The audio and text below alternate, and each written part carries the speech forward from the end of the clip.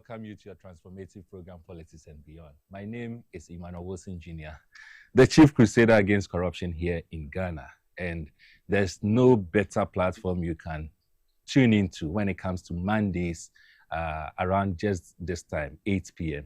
And you know the reason why? Simply because this is the only platform that discusses the future of this country. We transform the future of this country. And as I keep saying, if not for our sake, at least for the sake of the next generation.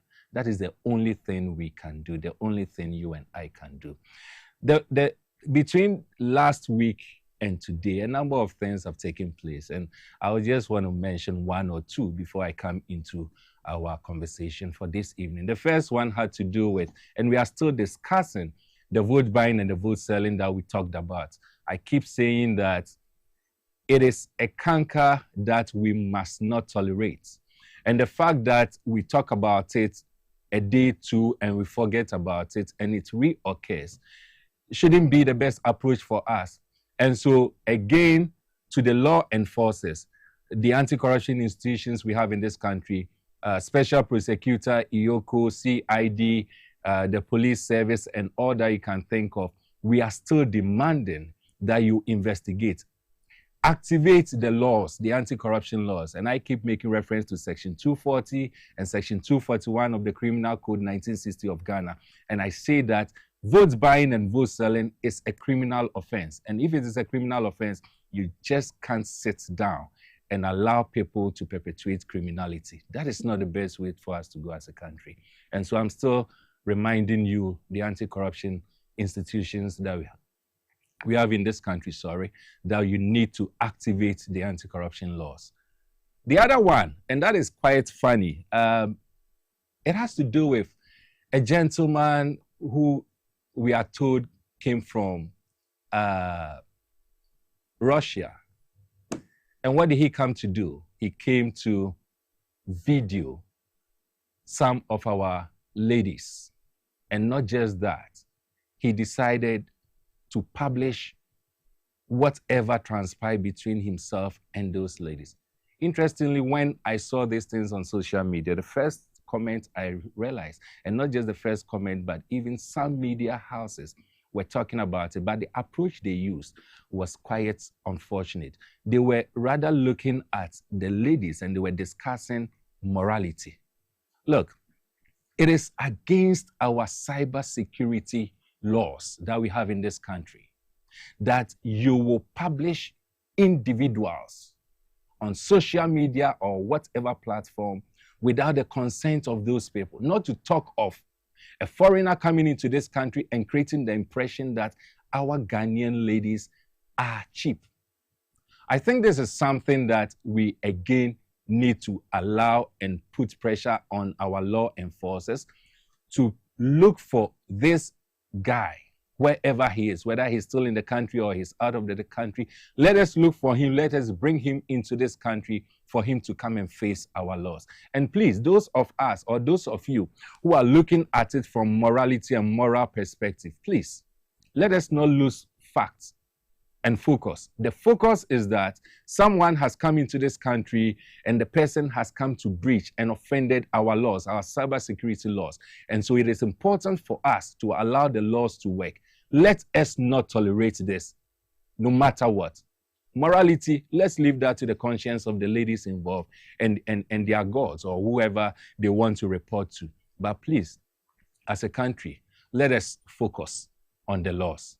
That is the only way we can build a better society and a better future for each and every one of us. Very well. Having said that, I want us to look at something that is quite interesting. We keep talking about corruption, and of course, all of you who have been following me right from 2018, 2019, when I started advocating against corruption, both internally and outside this country, you will appreciate that one thing I keep saying is that corruption,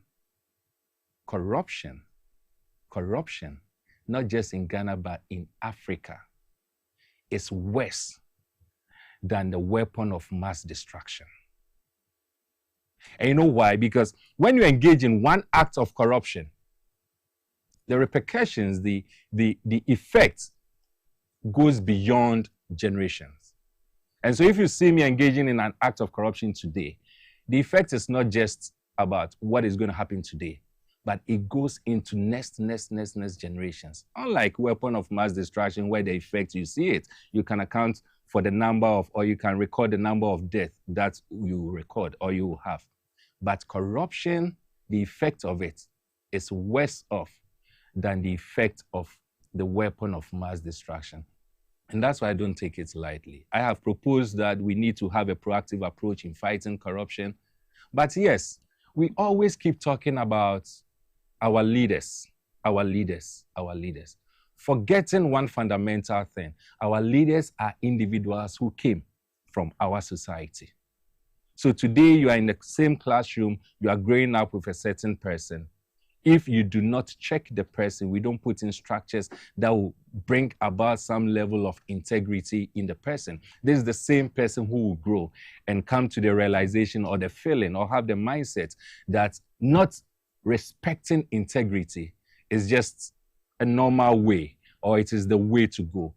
And so you go into an act of corruption today, no matter how young you are, you grow with it, and then you become, worse off.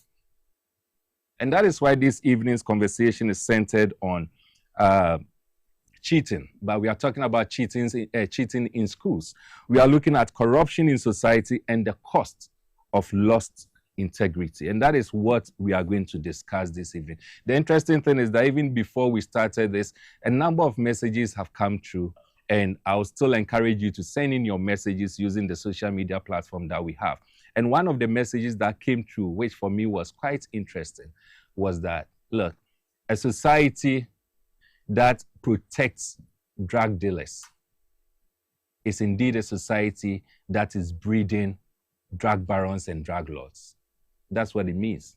If we do not protect our children and inculcate in them some level of integrity, what it means is that we are growing monsters, and these are going to be our future leaders, these are going to be our leaders, and they will end up becoming worse off. And so this evening's conversation has to do with cheating in schools, corruption in society, the cost of lost integrity. And if we can quickly go through the slides just to prepare your mind for it. Now, this is the topic we are discussing. The question of interest is that if a student cheats to pass an exam today, what stops them from taking a bribe tomorrow? And that's a fundamental question that I want you to ponder over. And you can even send me comments and your questions and responses based on this. Now we move on to the next slide. I want us to understand what integrity is all about. It simply means doing the right thing even when no one is watching. Being honest and being consistent with the honesty. That is what integrity is about. The foundations of it, or the pillars that gives birth to integrity, are four. First one has to do with trust. Second one is fairness. The third one is justice. And the fourth one is social stability. Without integrity, institutions will collapse. And no wonder we have a lot of institutions in this country, and we all keep crying that the institutions are not working. It is just because we don't have integrity. They will collapse, whether speedily, whether slowly, but get to know and appreciate the fact that at the end of the day, they will collapse. Now, we move to what cheating in schools is all about. And that is the next slide I want us to look at. What cheating in schools is all about. We talk of copying, and normally we look at it from the exams perspective, classroom tests and all that. Plagiarism, when you go to, you get to the higher education, especially the universities and the tertiary institutions. Impersonation, people go in to go and write exams pretending to be someone else. And of course, we have paid assignments where you pay individuals to do your research work for you, to write your thesis for you, to do your dissertations and all that. Now, why this matters is that it normalizes getting away with it, with that mindset that, oh, it is fine. I mean, it becomes a norm, actually. So it ends up normalizing. And that is one thing we need to look at. Ghana's specific statistics, over 60% of secondary students admit to cheating. Not to talk of, and of course, secondary students here talks about the junior high and the senior high, not to talk of the tertiary institutions. So if you have over 60% of students admitting, and these are the future leaders, admitting to cheating, then it tells you that we are really in a serious state as a country, and our future is shaken as a country. Why do students cheat? And you go through it, and there are a number of reasons why students will cheat. Some will talk about pressure to succeed, and clearly so. Fear of failure, parental expectations, societal expectations. They are all part of it. We live in a society where we want to celebrate success without looking at the source of the success. I mean, whether it is monetary, academic, as we are discussing, what have you. We want to celebrate success, but we are not interested in looking at the source of it. So that comes in. We have competitive environments, weak enforcement of laws, and then peer influences. And so you look at some of the reasons, and those are the reasons over there. Then we look at the long-term effects of cheating. Weak skills, low self-confidence, habit of shortcuts, reduced moral sensitivity. Repeated cheating leads to justification of dishonesty. And these are some of the long-term effects. I want us to look at what is corruption in society. Remember, we are now moving it from the classroom to the society because there's a link between these two. There's an abuse of entrusted power for personal gain. Absolutely, and that is what we are seeing everywhere, even in our country. Most of our sectors, that's what we are seeing. Bribery, embezzlement, nepotism, fraud, it becomes a normal thing. Can you believe that Ghana is ranked? And this, we have talked about it last week. We even looked at it and we talked about it. 75 over 180 in 2025. That is the CPU. That's the Corruption Perception Index. It builds up. This is how it starts, and we get to this stage. So last year's ranking, we were 75 among 180 countries that were surveyed. The most corrupt country among 180 countries. We placed 75. Then you move further, and we're also looking at the amount of money involved. Ghana loses 4 billion Ghana cedis annually. In fact, it is supposed to be dollars, not cedis, annually to corruption. And that is also the effect of it. This is how it starts from classroom. Let's look at the link between cheating and corruption. We have cheating, which teaches rules are flexible, success greater than ethics, fear of exposure, morality. This is what it happens. And it leads to small bribes being okay. And then you come to even the stage where you have that posture of, well, I deserve this. It is mine. I have to take it, irrespective of what happens. The cost of lost integrity. Personal, you lose self-respect, fear of exposure, reputation damage. Institutional, unqualified professionals, we have weak leadership. National, we have economic losses, reduced foreign investment, distrust, brain drain. So you see, it doesn't just affect one person. And remember, I told you that the effect of corruption goes beyond the effect of the weapon of mass destruction. Personal, institutional, national, everyone, just because of your action and inaction when it comes to issues involving corruption. Let's look at the real world consequences. You have doctors who are not competent, engineers who are cutting corners, and that's why we can have buildings collapsing every now and then. You construct road, and then within 2-3 months, you go there and you realize that the money has gone to waste. Officials mismanaging contracts and all that. And it is simply because it started from the classroom. Collapse, that's the result. Collapsing infrastructure, as I indicated, poor healthcare, unemployment comes in, and the poverty cycle continues, and it goes on. Generational, every year. Corruption doesn't start in parliament. It often starts in the classroom. Think about that. Before we come to the solutions, I'll come to the solutions, but before we come to the solutions, it is important for us to reflect on just these introductions that I've given.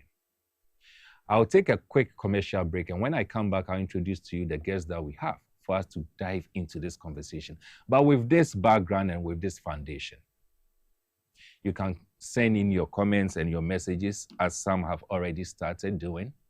And I want us to see how best we can fight corruption. This time, not from our leaders, but from the roots, the classroom, the foundation.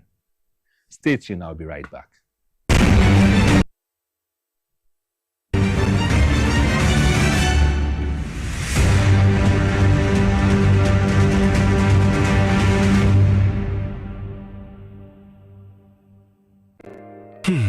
Ifo kra na menye sika edia ye mefui. Ehin fa na menya bosia edia tre medwuma yimu. Kai kra mabre menye bosia ato taxi foforo. Suhum Rural Bank. Suhum Rural Bank.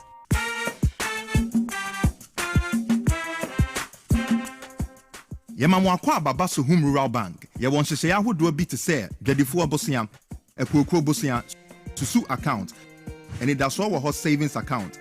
Me bada chain savings account, and then the keka ho. Press Suhum Rural Bank was 034229186. Now one so what to me aka say. Suhum Rural Bank. Ama ene mayeka una. Suhum Rural Bank. Enti me pa minie. Suhum Rural Bank, growing our heritage. Hello Ghana, payday is here. Stand a chance to win instant cash prizes on Review Scratch for Win, up to 100,000 Ghana cedis to be won today. Get ready to play Review Scratch for Win to win big on TV XYZ. Stop scrolling and start winning. It's simple. Dial *850*6# on all networks.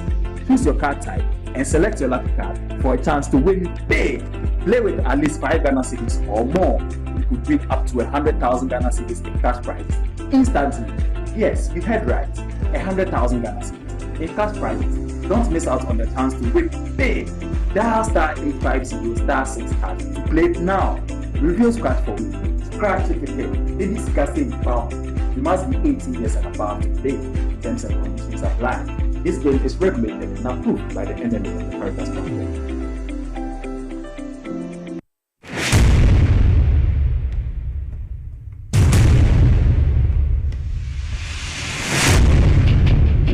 Every human body mass should have at least 60% water for optimal performance in any physical or mental exercise. We can help you maintain it naturally.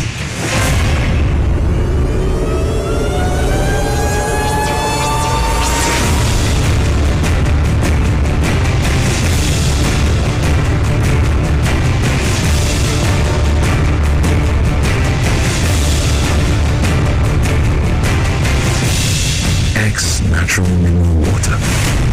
Simply natural. For bulk purchase, call 0596 273 546 or 0596 273 547. This advert is FDA approved.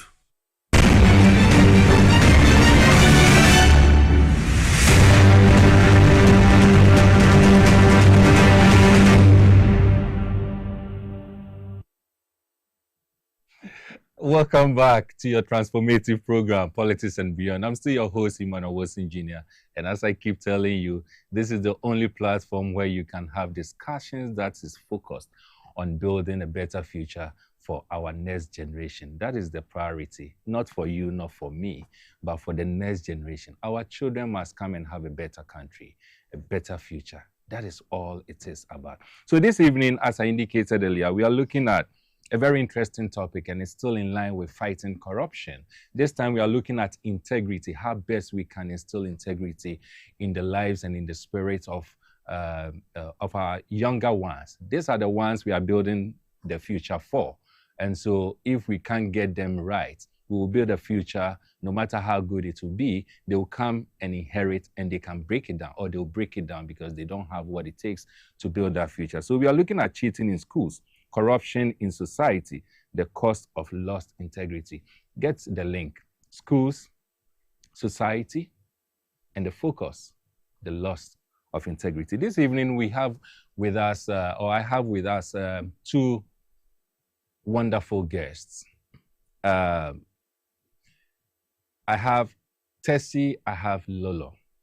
I'm not sure if I'm mentioning the names right, but I'm going to give them the opportunity to mention their full names because I don't want to be held in contempt for not mentioning their names right. But we have Tessie here, we have Lolo. Tessie, welcome to Politics and Beyond.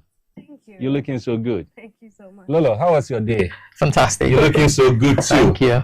One of my team members said something about you, and I'll tell you after. Was talking about your height and all that, but that is fine. That is fine. I hope you had a good day. Very well, great. Yes. So the full name. Yes, my full name is Tessie Uwambe. Uwambe. Uwambe. Okay, you got it. Yeah, you got it. and Lolo, right? Yes, Lolo. I'm Evinya. Yes. You see, I have great persons here, and we are here to discuss this important issue that has to do with corruption in our classrooms. They are both from a great institution that is passionate when it comes to building the future of this country, and they have something that they are going to do this coming Friday. We'll have time to discuss it also because they are doing it in partnership with Crusaders Against Corruption Ghana, among other partners. Both of them are coming from an organization known as the Leadership Network, right? That's where both of you are coming from, isn't it? Lead for Ghana. I mean, that is how it is. So Lead for Ghana. Lolo is the associate manager, and then Tessie is the manager in charge of public and private partnerships. I got this once right. Now we are talking about cheating in schools. I want to start, they say ladies first. And so I would like to start with Tessie. Tessie, why is it of importance for us to concentrate on something that has also speedily become a norm, cheating in our schools? Why should we concentrate on how best to instill integrity in our schools, other than just allowing it to say that, well, this is a normal thing, almost everyone went through it, so it is okay? Okay. Thank you for letting me start. Right. So I'm Ugandan, and I'm so privileged to live here in Ghana. Great. Thank you, Ghana, for welcoming me. Great, you're welcome again. And I think if you ask anyone who cares about the development of Africa and the future of Africa, what the biggest challenge is, it's corruption. Massive corruption. And this affects governance. As you said earlier, it affects institutions. And unfortunately, it also affects the youth. It affects their employment opportunities. It affects their esteem, their patriotism, their belief in being able to serve their country, to stay in their country. And so these are things at Lead for Ghana, where we both work, that are part of our mission. Yeah. Our mission is to advance educational equity no matter where you come from. And that means also making sure that honor, integrity, ethics are a part of the leadership development program we have for young people out of university, young professionals who go into the remote schools and rural schools we serve, and underserved schools as well in Greater Accra, and not necessarily remote or rural, but they go into these schools to not just support the teachers in teaching, but also we offer professional development and leadership development to just instill these ways of doing the right thing, avoiding cheating, and why it's important not to just be fine with it because everyone is doing it. Right. Because we know ultimately it affects the future of Africa. So it's very, very important to have these conversations, and we're proud that to be even associated with your organization and partner to do this work. Right, that's right. So Lolo, let's get to the other part of it. We are looking at, and just like she said, it has an effect on society. And that is a canker that we have in this, not just Ghana, but on the African continent. How does cheating in school lead to or affect society as a whole? Okay, thank you so much. It's a great joy to be here. Right. I believe very strongly that no society, no nation rises above its integrity or the integrity of the people that live in that society. That means that whatever we want to do as a society, we need to make sure that we have integrity, certain values like integrity instilled in the people that live in that society. That is how a society thrives. That is how a nation thrives. If we decide to go outside of certain values like integrity, then we are setting ourselves up for failure. You said something in the introduction that a country that lives outside of integrity or is plagued with corruption is more dangerous than the most the craziest, deadliest weapon. That the weapon of mass destruction. Exactly. So you comparing corruption to the deadliest of bombs should tell you that this is absolutely crucial for any society. So for me, no society would excel above the integrity of its people. And so if we want to become a nation that is excelling, that is doing well, that is an example to the world, we need to start taking conversations around integrity very seriously. And that's why we are very passionate about this particular topic in this conversation. I'm told that charity begins at home. At least that's what we've all been told. Is that the same thing said in Uganda? Yes. Great. I don't know who Charity is, but in Ghana we have a name. I mean, it's a female name, but that's fine. We all understand. Charity begins at home. We live in a society where the kids are under pressure to excel. However they excel, no one really cares about it. We live in a society where we have records, evidence that suggests that parents, and I'm making reference to the home, that's why I started with charity begins at home. Parents are able to raise funds and go and get leaked questions, for instance, for students, their wards, just for the wards to be able to pass an examination. The question I'm asking, and we'll build on that, and I'll start with you, Lolo, on this one. The question I'm asking is, if we want to instill integrity in our kids from the school, where must it actually start from, and how do we start that process? Thank you very much.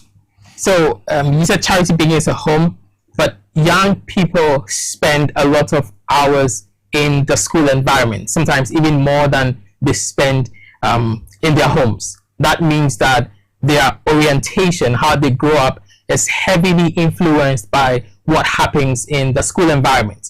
This includes other students, friends, teachers, just people that are in the school environment. Now, it is very easy to think about young people as victims of corruption, and that is true.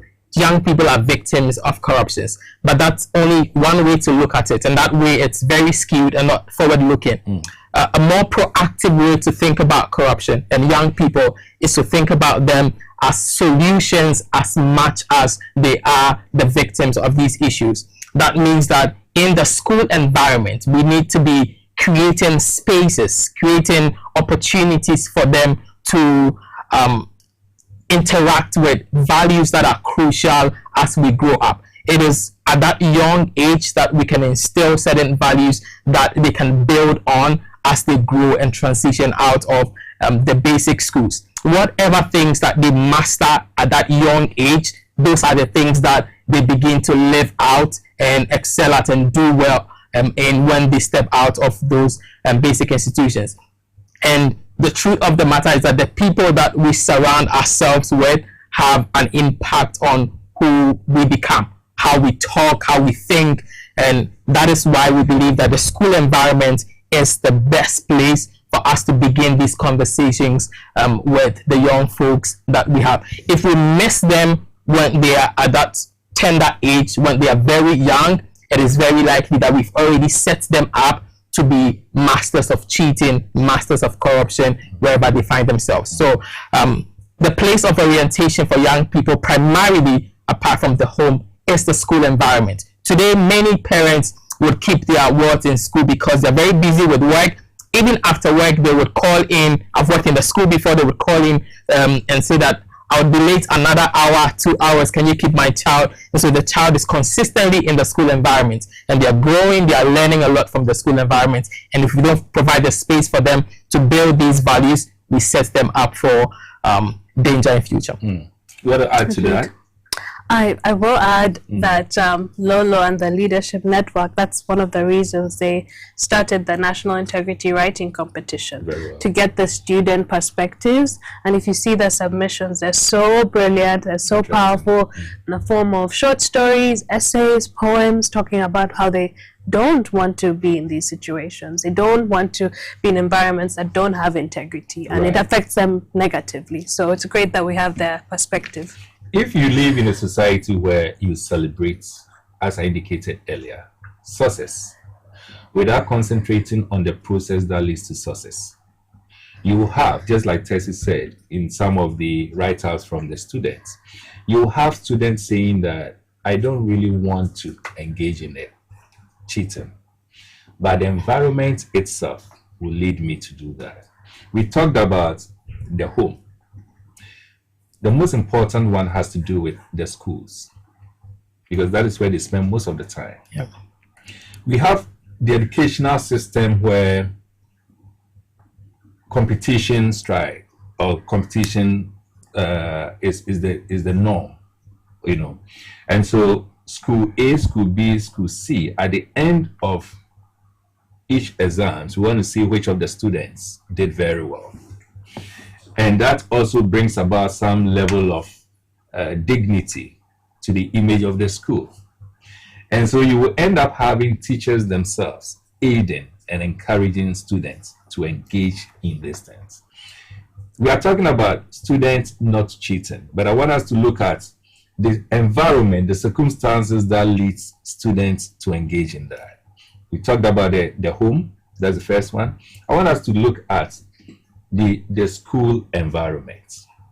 What are some of the things that causes or structures put in place in the schools that causes the kids themselves not to believe in integrity? In other words, what are the structures and the systems we have in the various schools that is not, or that are not helping integrity to be instilled in our students?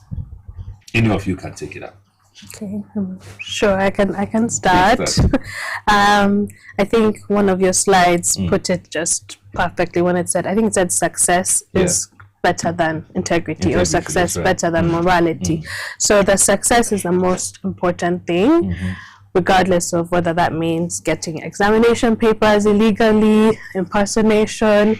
And interestingly, I know we're saying that the school environment is molding these things, but I'd just like to put out an example that happened in the United States, where celebrity parents were made examples of because they were participating. Just this sample were the ones made examples of because they paid people to impersonate their children to get into great universities when they were taking standardized tests. Without the institutions, the government, organizations that advocate to governments to care about these things, without the institutions getting involved and punishing these parents, unfortunately they were the ones chosen, it was the time for them, then people wouldn't think twice. Schools wouldn't think twice. The people who are paid also went to jail, not just the parents. It was a deterrent. It was a short stint in jail, but still it was shameful.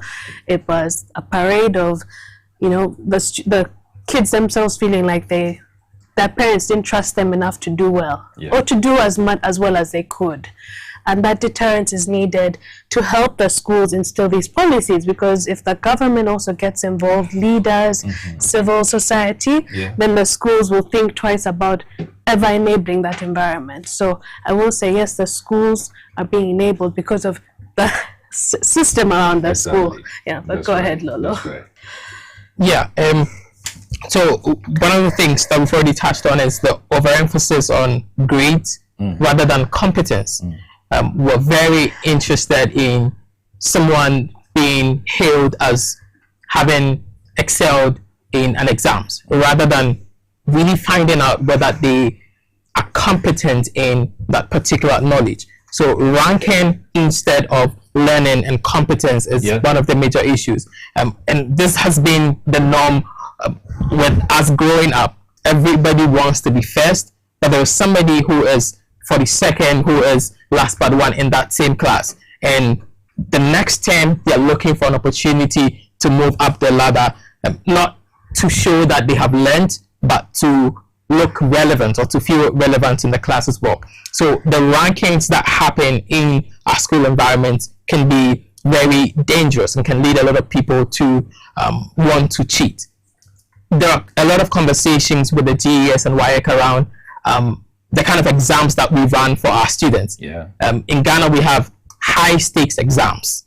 If you fail these exams, it's a do or die affair. If you fail the exams, your life comes to a halt. If I know that these exams is high stakes, I don't care whether I'm competent in the knowledge, whether I understand what is going on, I would find ways and means to have an A on that paper, even if that means cheating. And that's why even parents would collude, would be part of this particular system where they're finding ways to ensure that their kids don't fail because it's high stakes. And it's about time we relook what examinations look like and what examinations, what the purpose of exams really is for our students. It shouldn't be that high stakes. If we have a system where there are different models of assessment all throughout the year, it would ensure that the young people are learning all throughout the year, and we have things to tell that learning is happening rather than putting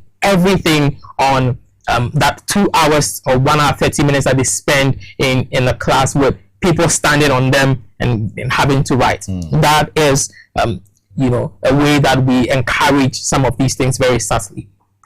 So we are looking at the examination. Yes. How the examination is conducted and all that. I haven't gotten to the time of reading messages, but there's one interesting one I want to look at. It says that, Mr. Wilson, you are doing a great job. But at the core of our numerous issues is the scam we've been sold as education. We were told education is the key, only to wake up to the realities that the lock has been changed. So now we have the key, but it's useless. Whoever came up with the idea to program us to go to school, get certificates, and look for job has hit his target. But this is where my interest is. Why would students cheat in exams, except it is perceived as life and death issue? Years ago, I met one Nigerian student at University of Nottingham, Malaysia campus as MSc students. I thought something was wrong with him when I heard him say education is a scam, but now I agree. And so what is of interest to me is that why would students cheat in exams, except it is perceived as life and death issue? This one says, Mr. Wilson, the thing is almost out of hand, if not already. In 2003, our final exam paper at training college leaked, and it's more serious than we think. Training college. This is when we talk of training college, we are talking about individuals that are being trained to go and teach. Teachers. So this is a teacher training college, and at that level, we have the exams paper leaking. So they get it, they write, and that is the orientation. These are the people who go to the classroom to go and teach with this mindset. But the issue of education, the issue of examination, it is one thing that we need to look at, and probably we'll make another have another episode to discuss that, because there has been a lot of literatures and a lot of conversations around that. I agree perfectly. We need to look at our educational system, we need to look at the exams that we have, where it is more of a life and death thing. You don't pass the exams and your life comes to an end. Even if you pass, because of limited institutions and infrastructure, it becomes difficult for you to even progress. So you pass, and you pass very, very well. Let's concentrate a bit more on integrity. I am a kid. I live in all these environments. Pressure from the home, pressure from the school, peer pressure from colleagues, society, how they look at me, and all that. What should be the motivation factor for me to say that, irrespective of all this pressure, I still want to uphold integrity? But first off, what is integrity in a very simple, practical term? For me, it's doing what is right, even when no one is watching. Very well. So, if Mr. Wilson Jr. is here, I'll act in a certain way. If he's not, then I can behave in a certain way. And that's how a lot of us were raised to start with. If our strict parents, daddy or mommy, is around, we are a certain way, we act a certain way. When the teacher that's very strict is around, we act a certain way. If they are not, then another person altogether shows up. And for me, integrity is as simple as just doing what is right, regardless of who's in the room. It's just the quality of being straight and one. So it doesn't matter who is around, you are who you are. We want to add to that, because integrity is exactly. So then we move to the next one, which is, with this in mind, that is integrity. With the pressures we've talked about, societal, family, school, peer pressure, and all that, how do I still uphold integrity? Do you want to start? Sure. Great. I feel like I have an outside perspective, Great. but Ghana is in it's such a fortunate position, because having lived here for almost 2 years, there's a natural dignity I've seen across the board, regardless of income level, regardless of class level. Everyone has a lot of dignity, no matter what they're doing in life. They feel entitled to respect and to good treatment. So already there's a baseline of great self-esteem and understanding of how I should be treated, like what is right. Like it doesn't feel right that you're treating me like this, so I'm going to stand up for myself. So already there's a baseline great culture that Ghana has. And the second thing that I've also noticed is that there's an honoring of culture and religion. Right. Honoring Sundays, Saturdays if you're SDA, holy days, taboo days, cultural events. That's such a great, especially in this modern era where, sometimes colonialism has diluted a lot of our cultures in different ways, especially in cities that lead the way in terms of status quo and what's the good thing to do. So already that is such a great baseline to begin teaching, okay, if we can respect our culture and religion as Ghanaians, and if we are the de facto leaders of Africa, the first independent country, then we have a responsibility to play to show that, okay, we are going to do our best against this corruption. We're going to fight it from the root, and we're going to use our natural culture and dignity to do so. And so it involves teaching in that sort of way. The kids, because if you think about students, if you bring these very tough concepts and complex things, sometimes they won't get it. But if you say, just like you honor your Sundays and Saturdays and your holy days and your elders, you have to honor doing the right thing, calling it out, not being afraid. So that's a perspective I have as an outsider. But Lolo, go ahead. Lolo, you want to add? Yes, I think it's worth mentioning that living with integrity is hard, whether we like it or not. And because we've been talking about it for a while, and people might have the tendency to think that we're superhumans, so we're thinking about it in a very, like in a utopia, right? But living with integrity is hard. It's easy to talk about, but it's hard. Because society will fight you. It can be a lonely road.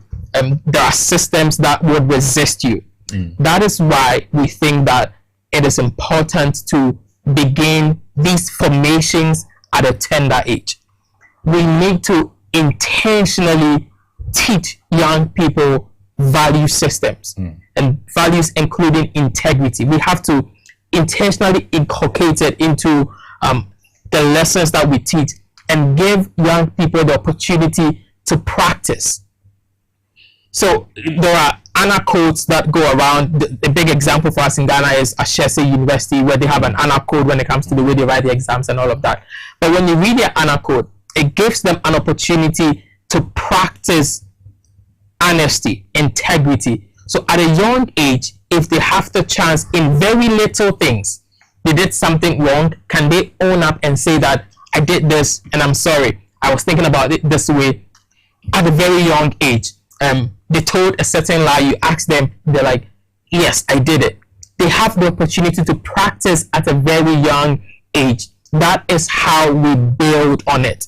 If we wait until they are 18, 19, I think it is a lost case. But at 6, 7, 8, we're already giving them the chance to practice these values. They understand these things. They're already exposed to them. You go into classrooms, and Ali for Ghana were very serious about this. You go into a Lead for Ghana classroom, you would see posters and things around that speaks to respect for everyone in the class, honesty, integrity. And these young students that we have in underserved communities across the country are already interacting with these values. They are talking about it. It is the things that you talk about that you become.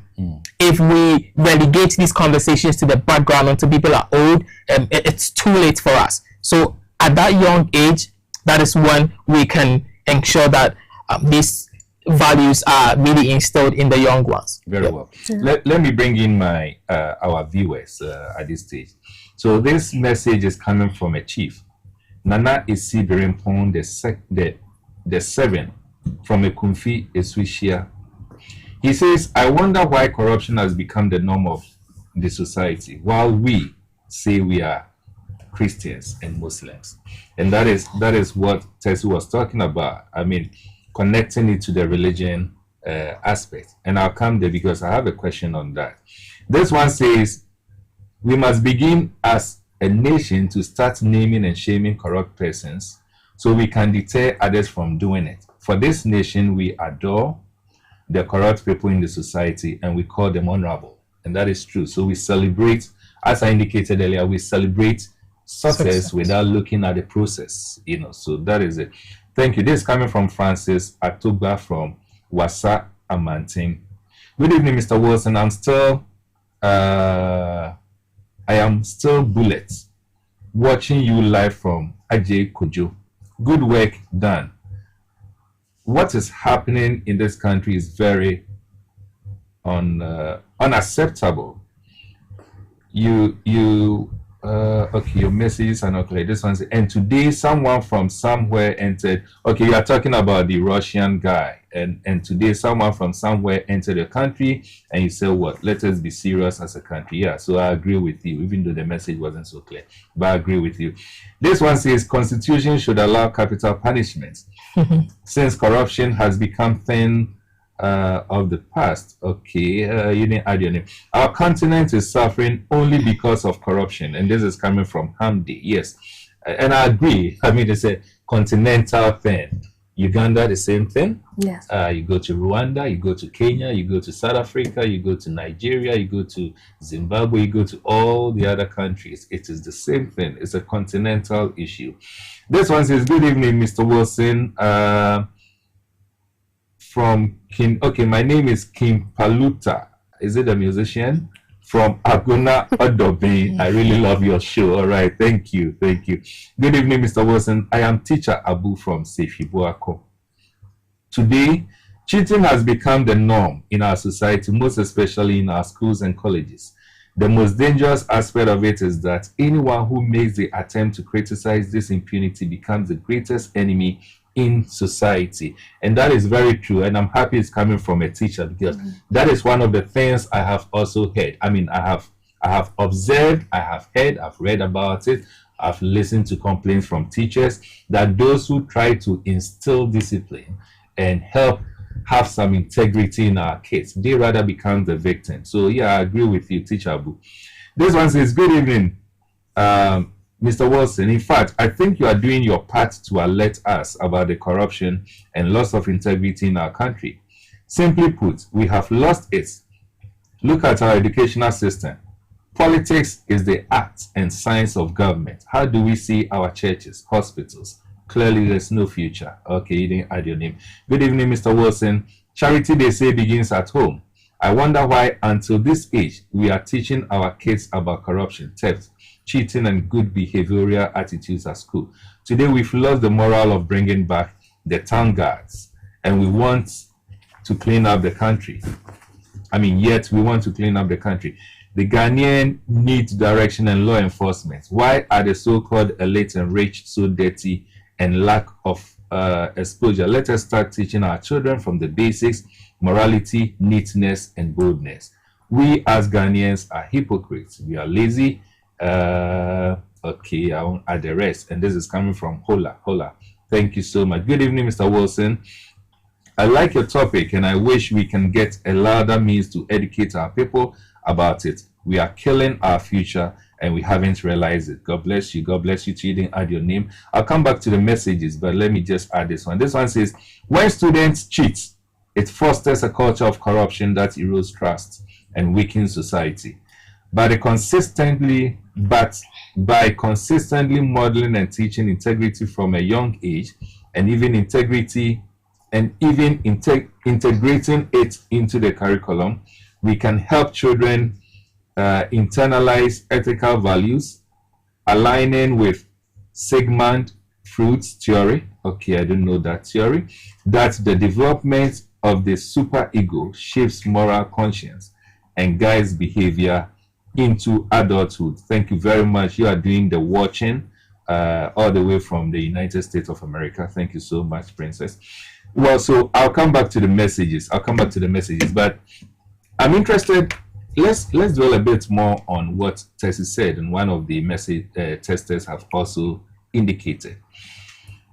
We are in a country where majority profess to be Christians, and we go to church every Sunday. If it is Saturday, we go to church every Saturday, and integrity is one of the things that we preach. We go to the mosque on Fridays, and integrity is one of the things that we preach. If we want to instill integrity in our kids, the teaching aspect is there. The school environment, the home environment is there. Is it that we are doing something wrong as a religious entity or as a religious country? What do you think is the missing link?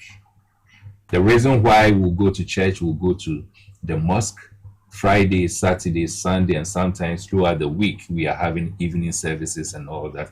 Integrity is being preached and all that. And yet our kids who go to Sunday school, the parents who goes to adult schools, church service, we are not able to instill integrity. What can be the issue? Any of you can take it. I think it's the same things we're saying. We're a lot of talk and very little action. We've already established that integrity is hard, and working with these values are hard. So it's very easy to talk about it, and we talk about it in our churches, in the mosques, and all of these places. But the duty then falls on us to walk the talk. We as adults, teachers in the schools, are not being great models of integrity in the home. Our children look at us, pick up the phone in the car, and we tell the person at the other end that I am just out of the gate, I'm out of the house, I'm coming, but you've not even taken your bath yet. And that little boy sees you and hears you lie to that person at the other end of the phone. And you think that he's not internalizing that action that you just did. He just learned that it's great, it's okay to lie. My dad just did it. So we're preaching it, we're talking about it, this conversation is ongoing, people are hearing, but it really comes down to the doing, to the practice of it. And that takes time, that takes some practice. You make a mistake here and there, you get back up, but you keep doing. For me, that is what is missing in our society, the opportunities to practice, to do these things, to tell the truth even when it hurts us. society encourages us to lie to people to make them feel okay. Sometimes it's great to tell the truth, to tell when you made that mistake, but we struggle to do that. So for me, it's a practice that is missing. And the Bible talks about being doers of the word, That's right. and not necessarily just hearers only. So it's important that we're moving beyond the hearing and actually doing these things. And that we'll make some mistakes, we'll fall here and there, but as long as we keep doing it, we become models for the younger ones as they grow. They learn, they know that there's dignity in living with integrity. There's dignity in speaking the truth. They understand that that is the behavior that is acceptable. Then they can also start to model these things in the home, in the church, in the mosques, and wherever they find themselves. Very true. You want to add to it? Yes, just exactly like that, the practice. And because I love policy and I believe in good governance and its impact on society, so I would say translating that would involve translating anti-cheating policies, but in very serious ways. You know, we created a whole term to describe economic dishonesty, Exactly. financial dishonesty as right. fraud. Yeah. And now that's a word everyone is so afraid of being caught being fraudulent, being caught embezzling. We've created all these complex terms to describe financial dishonesty. And so it's time we do that for all the other types of dishonesty, and Africa should lead that charge, because as you can see in the West, they're just going into alternative facts and creating new alternate realities from what's a fact. And Africans, I think we don't tolerate that nonsense as much. So I think we are the perfect global leaders for that work. We can transform our reputation from being corrupt into being leaders against dishonesty of all forms. And I think that's what we should do, translating it into policy. Yeah. We are getting to the end of it by getting to the very last aspect of it. But we are going to conclude on this conversation with solutions. Do you have any practical solutions, 1-2 specific solutions, as far as instilling integrity is concerned? We've talked about it so many, but in summary, 1 or 2 specific solutions before we get to the last part of the conversation.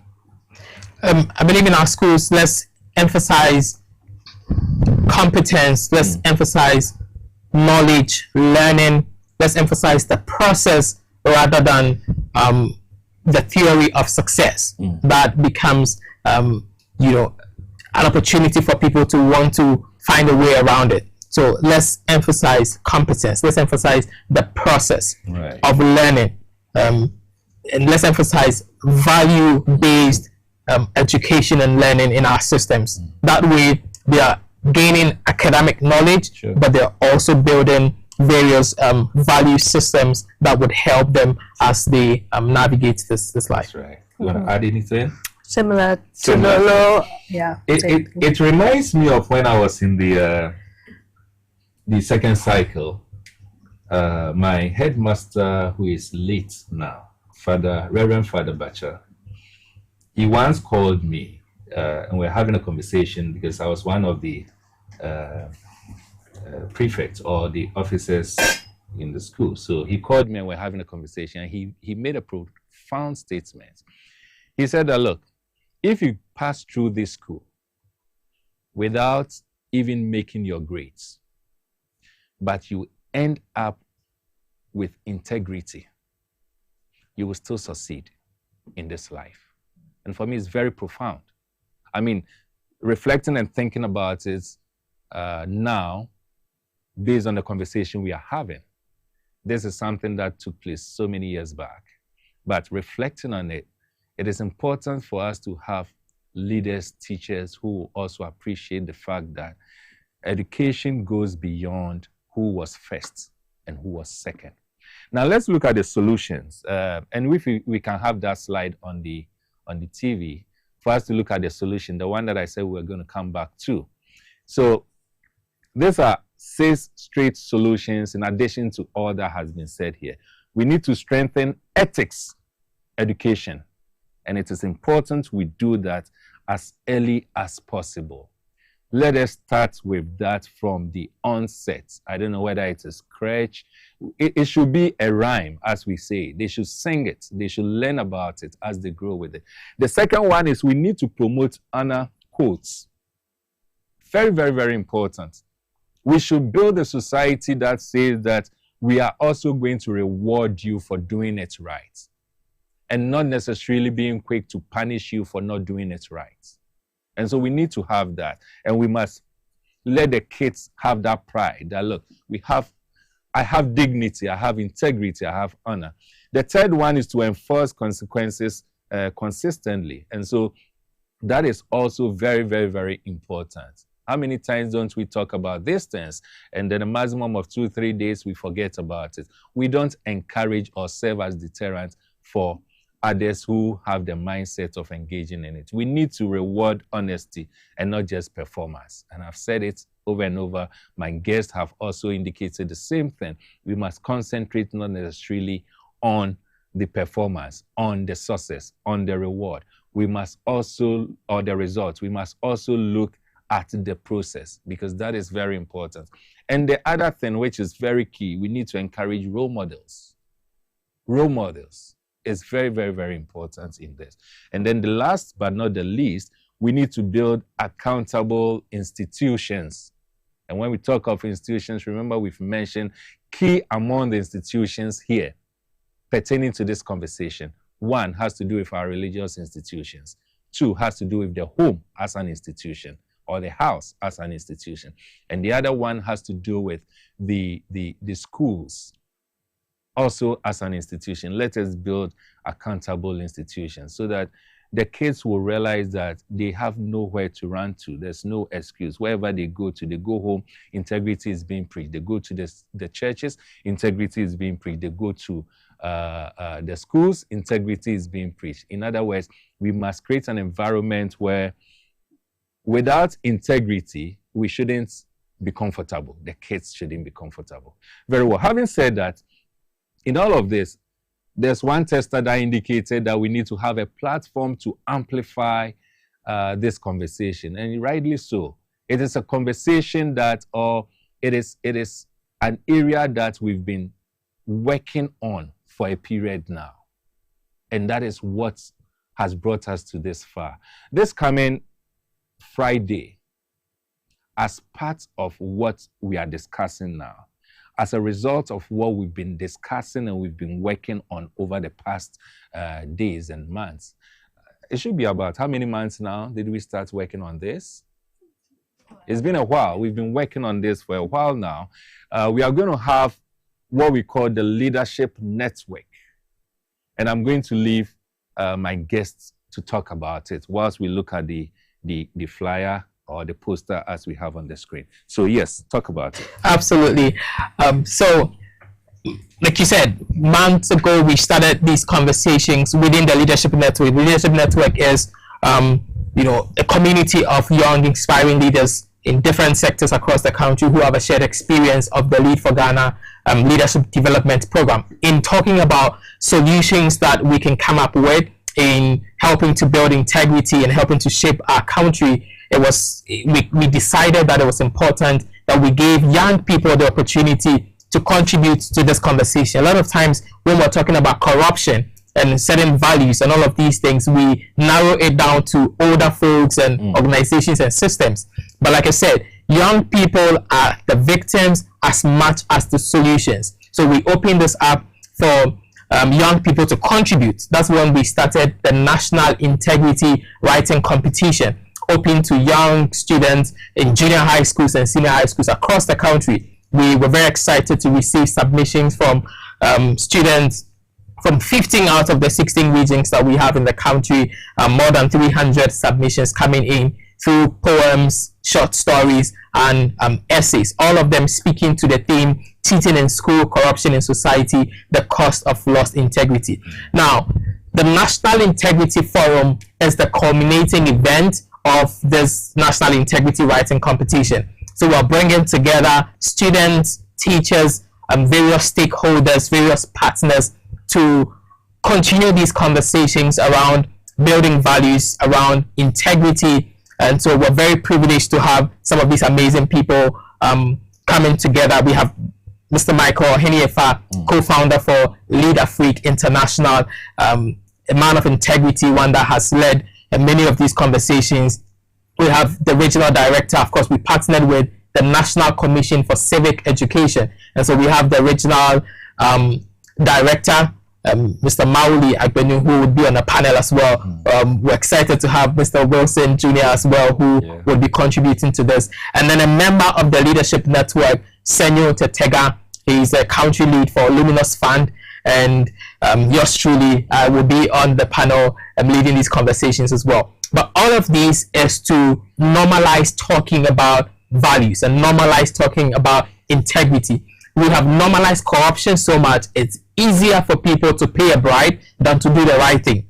When you meet sometimes the police on the way, it's very easy for people to pay a bribe and go rather than insist on the right thing. But now we want to normalize integrity. We want to normalize living with honesty and being truthful. And that's why we're leading one of many of these conversations that will be coming your way to bring together various stakeholders. And we want to extend an invitation to everyone that believes that this is the way to go to join us for the National Integrity Forum at the ALX Auditorium, 1 Airport Square at Airport Accra. We'll be happy to have you. Let's move this conversation forward because it is of national value. Yeah.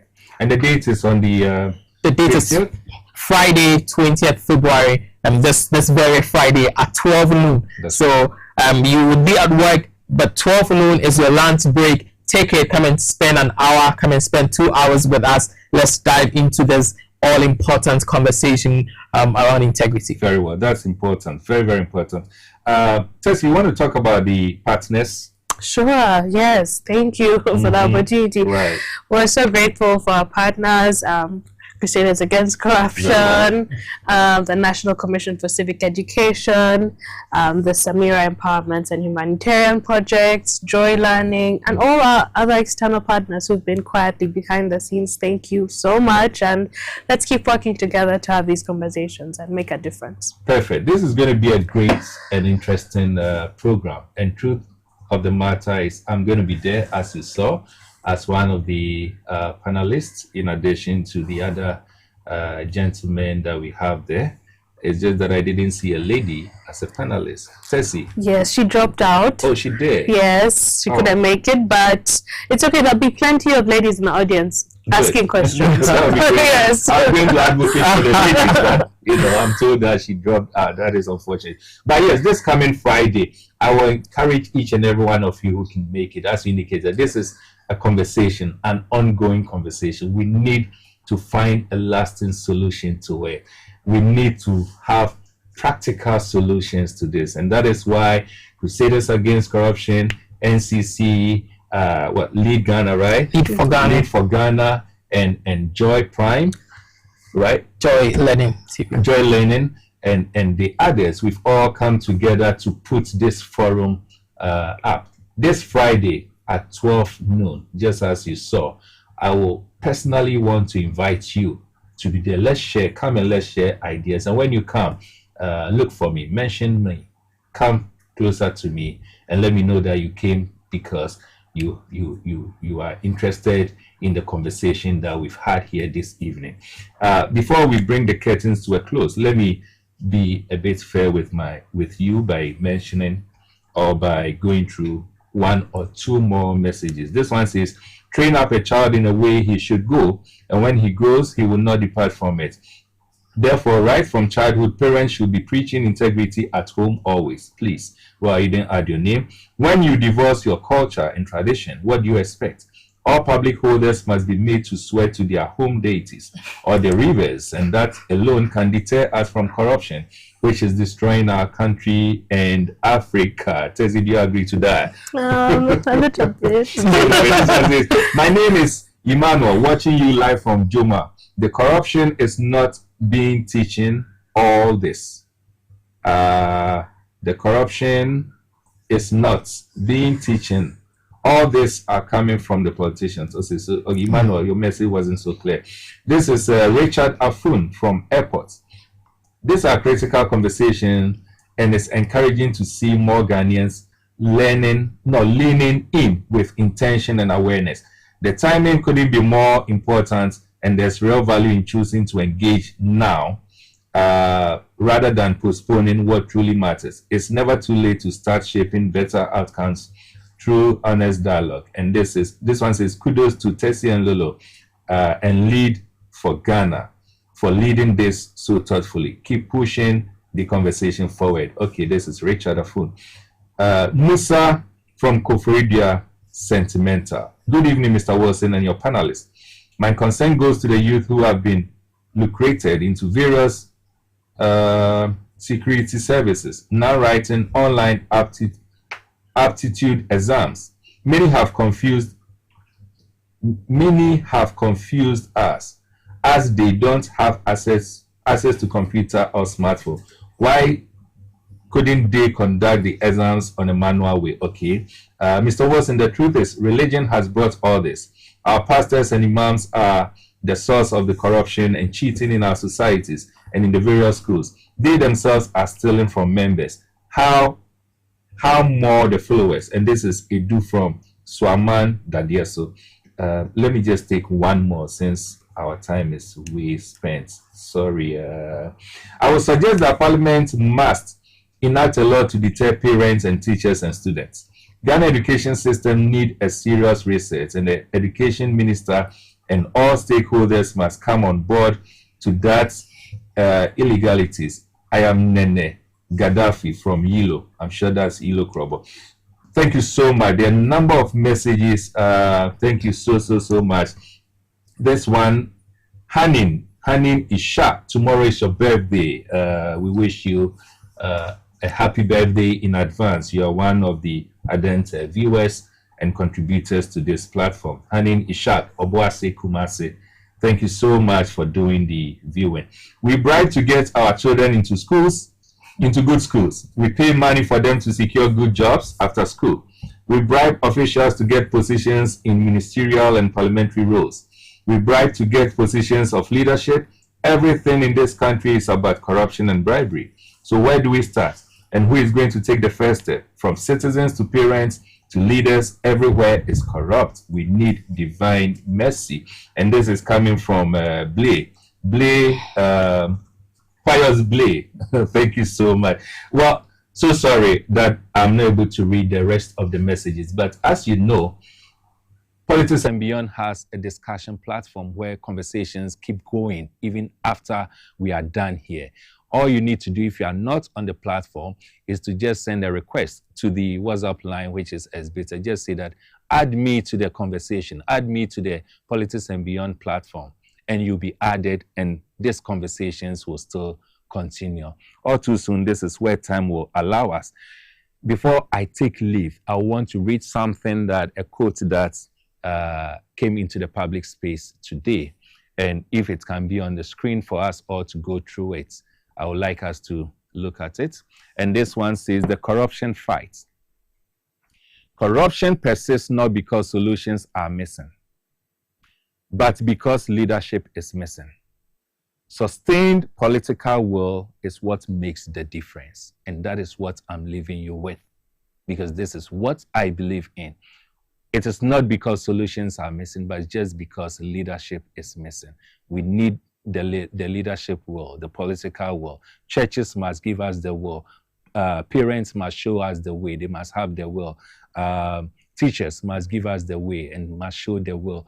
And same is with our political leaders, obviously. Everyone will need to show the will. That is the only way we'll be able to fight corruption in this country. All too soon, this is where time will allow us. I want to say on behalf of you a very big thank you to my wonderful guests that we have here. I believe we've made or had justice to this. This is just the beginning of the conversation. This coming Friday, let's congregate at the airports at 12 noon, and then we can take it from there, the conversation a bit further. So we meet again next week, same time, 8 p.m. Monday on your great platform TV XYZ. I am still your host, Emmanuel Wilson Jr., and all I can say for now is good night.